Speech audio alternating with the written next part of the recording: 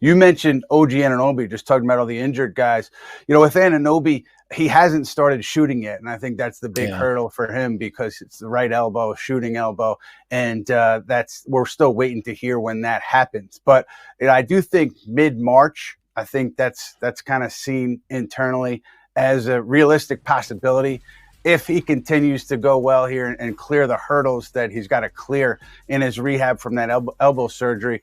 I think you're looking at mid-March. If in a perfect world it all goes well, he can come back on the court. So that would be huge, obviously, for New York because they were rolling with healthy Anunoby, 14-2 in that month of January, and you just saw what it could look like. So, with Anunoby, that elbow injury, Frank, how much caution would you proceed with there? And you talked about maybe damaged goods. Like, how does that work in this league? Yeah. Do you think they had a chance to look under the hood?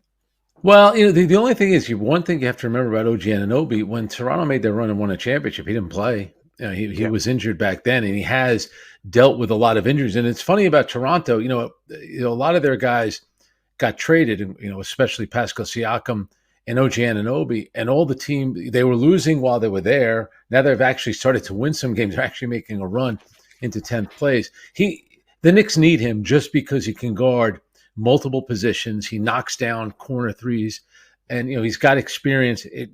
You mentioned the record. Just look at how well he fit in as soon as he arrived in New York. But in terms of, I always wanted, it was such a weird trade because on the one hand, you have the Knicks suing the Toronto Raptors. And I get it. Toronto's trying to get better. And Emmanuel quickly, by the way, has played really well for Toronto. RJ Barrett's had his moments as well. I just found it interesting that they were trade partners. And the Knicks and Toronto have been trade partners a lot over the years. Maybe the most celebrated trade that they made up until the one this season was Marcus Camby for Charles Oakley. That was back in the summer of 98. So it's happened before. I just found it interesting that they were trade partners. But I would think that Toronto, that was the one fear of acquiring a guy like OG Anunoby. Certainly a good player, but he has dealt with a lot of injuries over his career.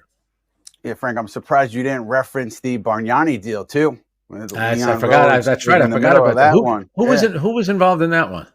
Well, we had a local reporter, a buddy of ours, who said, take that Masai a couple of days after that trade. And we know it didn't go well for the Knicks. I think it was 2 firsts for Bargnani when they weren't even playing him. That was John Wall. I remember when John Wallace got traded up there. I think the Knicks. I think Jalen Rose was involved in a trade with the Knicks. It's weird. The Knicks and Toronto have always made a lot of trades over the years. And then there was the Kyle Lowry one that didn't happen after. That's right. They put the kibosh on that one, and Kyle Lowry went on to help Toronto win a championship. Yeah, now they're trading court papers in Southern District of New York. So that's a fascinating dynamic there. And Randle obviously is the big one here for the Knicks. And everything that I had heard before he spoke last week was that, he had been making some steady progress in the 2 to 3 week period where he was, rehabbing and try to see after that period where he could go with it. I think the range of motion, they were pleased with where that was during that 2 to 3 week period. And Tom Thibodeau said publicly earlier this week that, hey, he's in a good place. Everything that he knows leads him to believe that no surgery, Randle should be back. Now, Randle, when he spoke earlier this week, I should have said, he did talk about, the possibility of surgery hadn't been ruled out. I thought he was just kind of answering questions, right? I didn't think he was trying to say like, hey, we're not out of the woods, or like I'm leaning towards surgery. I don't think there was any intent there from Julius. I think he was just laying out the possibilities because nothing had been ruled out. I do think the one thing that he's got to worry about, and I'm sure is factoring into any decision that's made, is like, you come back, you re-injure that shoulder, and then it turns into some chronic condition that impacts you for the rest of your career.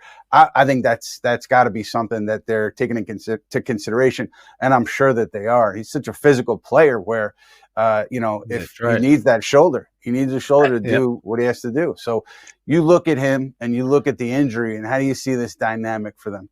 And it sounds like what they're trying to do, and they're being smart here. They're trying to rehab it, see, how long he's going to be out for. Maybe he can come back at some point. Could it maybe be mid-March? And he plays, and I would think at some point he's going to have shoulder surgery. They want to get him for the playoffs because I think the Knicks do look at their roster and they think, if we have everybody healthy, we can be a pretty dangerous team, because I think in the Eastern Conference, Philadelphia, Embiid, they hope that he can come back, but you know what kind of condition he's going to be, that he'll be under. And then you have Milwaukee, which has kind of been up and down, even though they've played well of late. And Boston, to me, is far and away the best team in the Eastern Conference. I thought they were far and away the best team in the Eastern Conference last year, and they didn't get out of the East. But they have question marks too. I mean, Kristaps Porzingis has dealt with injuries before, and there's going to be a lot of pressure on Joe Mazzulla and that team when you have the great regular season like they're having. That puts even more pressure. So I think the Knicks think if they can get their guys back, they could make a pretty serious run. If you go back to last year's playoffs against Miami, no team in the East played Miami better than the Knicks did. The Knicks, they were Jalen Brunson shot away in Game 6 of forcing a Game 7 on their home court. Now you're going to say, well, all right, Boston took them to a Game 7. They were also trailing 3-0 in the series, and then in Game 7 they got blown out. So I think the Knicks, who showed you last year about their toughness, their ability to defend in the playoffs, and their roster is better this year. But the problem is they don't have those guys available.